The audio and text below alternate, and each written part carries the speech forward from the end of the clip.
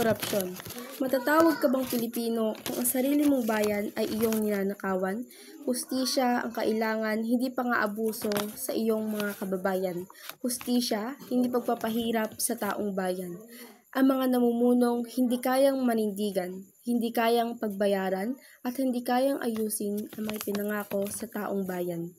Ang mga mahihirap ay lalong humihirap at pinahihirapan.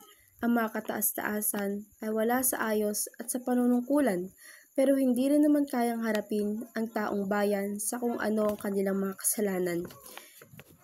Ang mga mayayaman ay lalong yumayaman ng lubos-lubusan, pero ang perang dapat gamitin para sa Pilipinas ay kinurakot ng mga mandurugas. Nagtiwala ang taong bayan, ngunit ito lamang ay kanilang tinugas. Para sa kanilang buhay na ikasa sa ayos, ito ay kanilang iwinaldas.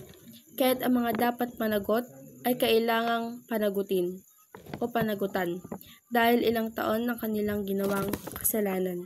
At sila'y nakatutulog sa maayos na higaan habang ang taong bayan ay nagtitiis sa kanilang bahay na walang maayos na pagtutulugan.